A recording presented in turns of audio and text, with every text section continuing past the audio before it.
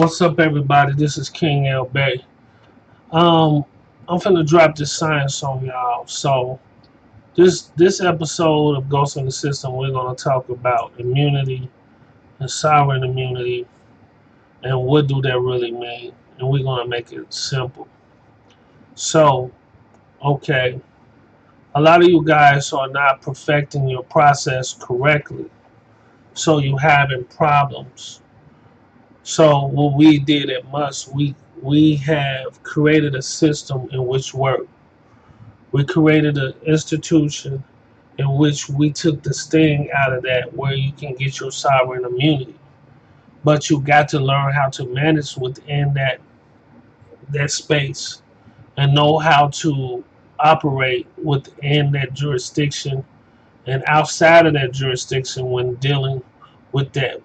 So we have a whole format in which we show you how to maintain your sovereignty and how to utilize, emphasize this within the public jurisdiction without losing your immunity, and that you stay in compliance with the rules and regulations of the franchise in which you're under, so that they would then have to get what they call consent to a letter of rogatory in order to um, come in and step over into that jurisdiction and start manipulating that, because you now are in the proper position where you can claim your immunity. So we're going to talk about sovereign people. So we're going to look at this definition. What do that mean? Sovereign people. The political body consists of a collective number of citizens and qualified electors who possess the power of sovereignty and exercise them through their chosen representatives. So um, you have through this process, um, as we work on this and we elaborate, we have we have everything set up for you so that you don't have to do all of this stuff. You have the right to self autonomy and self determination. We do not strip you of such things. The only thing we're going to do is expound. So a lot of you guys are not understanding how to protect your private property and don't know how to bring stuff over into the public in which to be utilized. So this is where the conflict begins, because ain't nobody telling you this. And when you become a private member, I'm going to show you how to use these strategies. I'm going to show you and teach you these principles, because these are principles that you must understand in order to maintain your sovereignty and maintain within the capacity in which it was created, so you don't go outside that box and get yourself in some trouble. So this is how this works. So we're going to talk about sovereign power, the power to make and enforce laws. See, sovereign political power under political power. Um, Sovereign right, a unique right possessed by a state or its agencies that enable it to carry out its official function for public benefit, as distinguished from certain um, pro, proprietary rights that it may possess like any other private person. So, you got to understand how to enter the public. Like I said, when you dealing with our organization, we show you the importance of being, how to be sovereign in your capacity. You don't have to put in an affidavit of sovereignty or certain things. There are certain things that's going to automatically be triggered. There are certain questions and certain things that's automatically going to be triggered when contact is made. There's things that's going to be um, laid out. There are going to be things um, that's going to diffuse certain positions in law based upon your contractual position, based upon your status. So, like I said, once again, when you create a franchise or these institutions. In these private institutions, you have a status within that institution. Reason why I don't like the word status correction is because you can't correct your status within someone else's trust. Only thing you can do, if you're a part of an organization, they can elect to give you sovereign powers or not based upon your position or your authority. They can give you sovereign powers if you are part of their congregation and the electors decide to allow you to be sovereign in your capacity. That's the only way you can be sovereign within a trust that's have already organized and how it's designed to operate. That's the only time you can be sovereign. So the people or the settlers who created the trust have to give you those powers directly, based upon the way they wrote it, and if it's irrevocable or revocable, meaning that if it's irrevocable, meaning that the things that's laid in the trust cannot be revoked. It cannot be overturned. Nobody can change what's already been done. Revocable trust means it's changeable, that they can change certain conditions in the trust to make the trust fit the needs of the people in the trust. So that's the difference between revocable and irrevocable. But I'm breaking this down so you can understand what is a sovereign state. So if we use this state for sovereign franchise, we can take the word of franchise, sovereign franchise, a state that possess an independent existence. See, it has an independent existence. How do you create that? There's documents, particular documents that go with that show that it's independently exists without the United States. You got to know how to contract. These are all the things. That's why a lot of you can't get your copyright trade name or won't be able to enforce it because you don't have the proper wherewithal and the proper legal understanding in order to enforce this. This is why things are complicated for some. And I break this down so it can be a lot easier. I'm not going to divulge all this stuff because this is the problem. I dedicated my life to this. Everybody just wants something for nothing. Everybody wants to be free. Nobody wants to be responsible and say, hey, King L Bay, thanks a lot. Here's this, here's that. I fought for this freedom. I'm trying to help people grow. But in return, I still have to take care of everything that I have done. I'm trying to make people a part of this. And when you become a part of Musk, you don't just I just say, okay, here's the packet and that's it.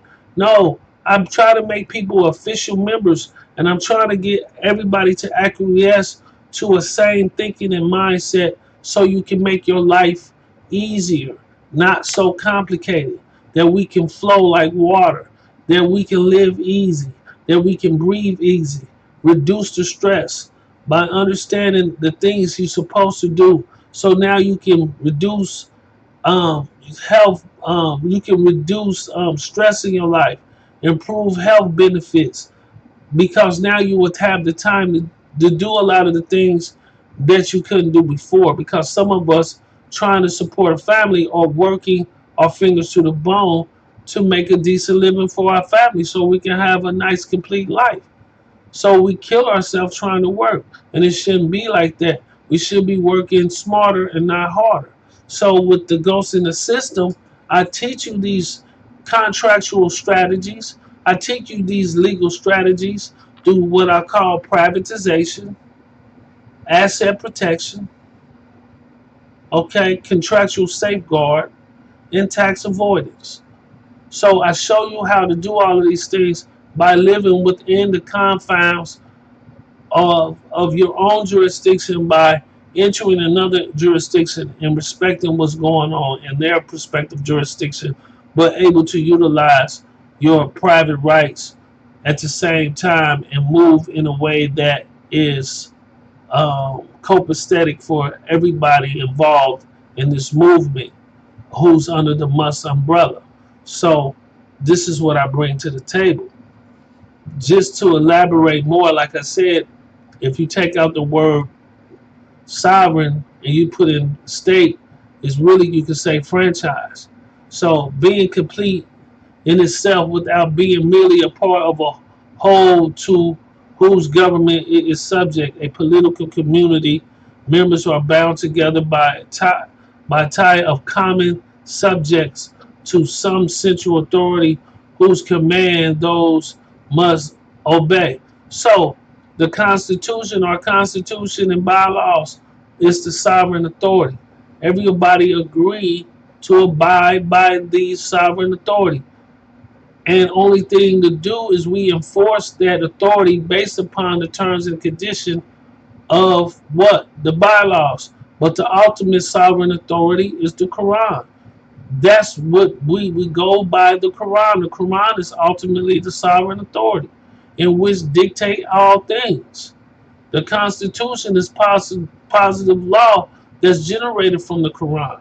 So we're going to go into more of this, and I'm going to just start breaking this stuff down so that we can move appropriate with this information. So the essence of statehood is sovereignty, the principle that each nation answer only to its own domestic order and is not accountable to a larger international community, save only to the extent it has consented to do so. Sovereign states are thus conceived as hermetically sealed units, atoms that spin around a international orbit, sometimes colliding, sometimes cooperating, but always separate and apart. So this is what's going on. So let's look at the term sovereignty. Sovereignty, supreme dominion, authority, or rule, international law. But I want you to look at, and we're going to go down, and I'm constantly going into this. And I want you to look at, we talk about sovereign states, sovereignty, uh,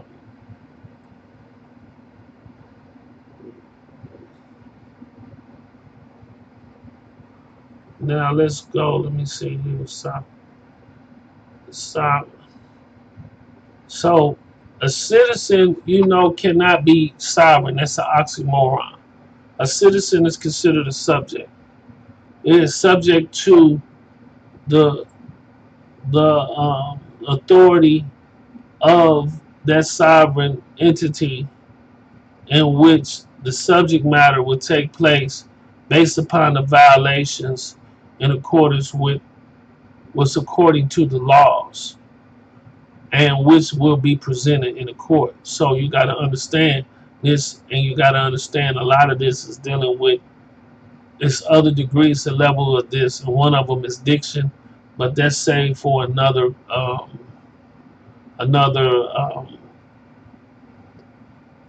video. So I'm just going to continue. Supreme political authority of an independent state. So it says state sovereignty. The supreme political authority of an independent state. The state itself. It is well to distinguish the sense in which the word sovereignty is used. It, in the ordinary popular sense, it means supremacy, the right to demand obedience. So, although the idea of actual power is not absent, the prominent idea is that some sort of title to exercise control. An ordinary layman will call that person or body of person sovereign in a state who obeyed because he acknowledged the stand at the top who must be expected to prevail, who can get his own way and make others go his, because such is the practice of the country. So etymologically, the word, of course, means merely superiority. So the etymology of the word, I'm sorry, the etymology, now etymologically, I'm sorry, um, this means superiority.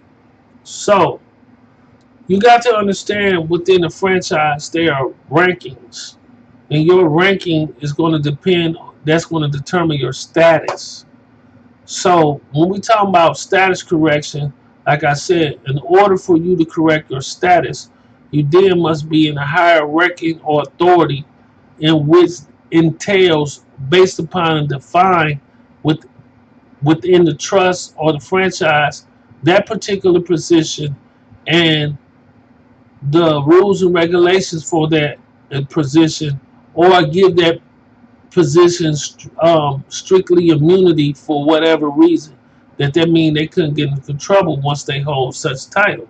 So you got to understand this, how the scales is balanced with this information, and everybody is not on the same plateau. So once you understand how to do this and how we move and operate, then we're going to talk about immunity. We're going to go here and we're going to talk about uh, uh, immunity. So now you can have immunity if you know how to set this up, and if you know how to use this system. That long as you understand, and what I do is I teach you how to use this system within must to show you how to claim such immunity. An exemption from a duty, liability, or service of process, especially such as exemption granted to a public official. So you so there are contracts. That's why you have people talking about indemnity agreement and all of that. So in the contract, you have to claim certain things in order to have certain immunities, and you have to stay within the status that you are given when you enter the public in order to claim such immunity. And you also got to understand that the laws of contracts and how they apply to you. And what we do and must, we break this down. There is levels to this. You talking about somebody who been to court, who understands such things of higher operations of things that has to be applicable or have to apply. Because these people are using presumptions, because they already presume that they laid down a jurisdiction and that you didn't do your due diligence and to safeguard your rights. They are already under the presumption until you prove different. Facts activate law. Facts, once again, activate law. Been to court on this. Judge agreed. The appealing court agreed. Facts activate law. A fact defeats a presumption once a fact is established. That's why they use affidavit of facts. Once a fact is determined, once certain things are determined and everything is determined based upon evidential standards, then the other party then has to move to strip that down or break that down to show no, that's not true. Affidavits can be rebutted, but certain facts, once they're established and it has been considered a fact based upon the rules of evidence, then they must establish a new game plan to show otherwise that that's not applicable. And if you don't understand this information, you're going to be lost. That's why I'm not sticking to this secure party, because, like I said, what happens if you can't discharge the debt or the system change? You have to understand what you have to do. This is bound. This system is bounded on rooted principles in which are very effective, because this is what is already being utilized, and this is what they're standing on. So you can do the same thing. You can understand what your authority is and move forward on that, and continue to understand how to move and operate within a capacity based upon knowledge and know-how. So this is what you get from Must. So when you get with Must, this is what we help everybody understand. We help you understand the immunity. So we're just going to go into this a little further.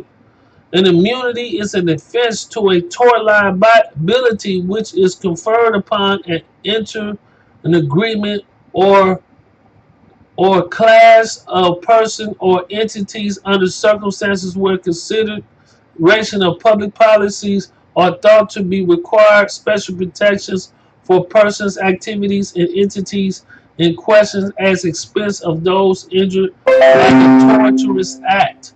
Historically, tort litigations against units of government, public officers, and charities. I want you to look at that. Between spouse, parents, and children has been limited or prohibited on this basis.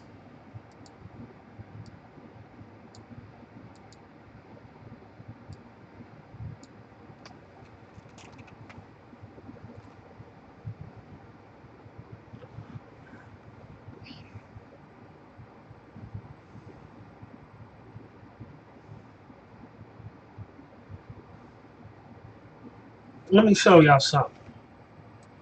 Let me show y'all something.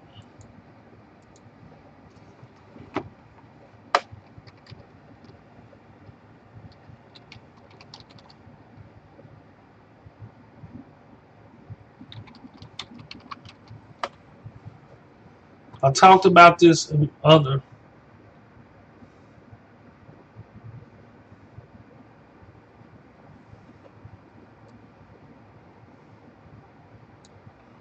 The Good Samaritan Act protect businesses from liability when they donate to a non-profit organization.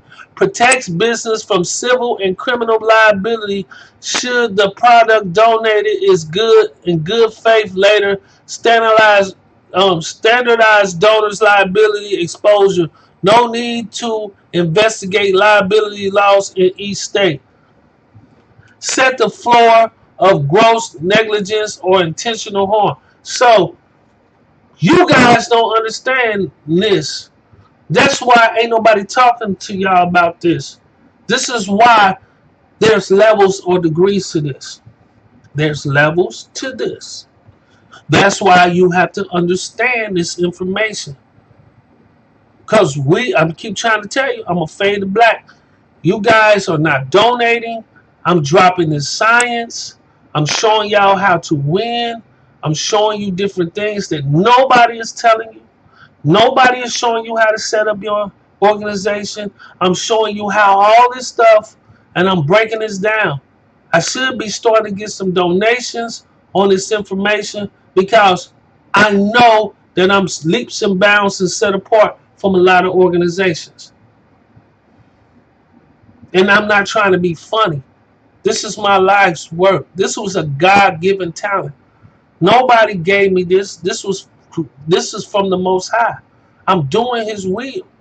But at the same time, I also have to understand that a man has to be compensated for his work. This is not me trying to tell people, because a lot of people take things in a way that they shouldn't. I understand that a lot of us are hurting, and I want to help, but you have to get up and you have to do your part. Faith without works is dead. You can't just expect somebody to give you something.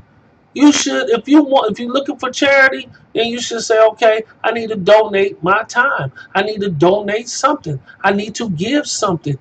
Everything's there is the yin and the yang, a feminine and male force. Everything balanced out. The reason why there is good and the reason why there's bad, so there would be understanding. Without understanding, you have nothing. You cannot understand the world without balance. You have to balance everything out so people can see the truth. Because the truth lies in between the two.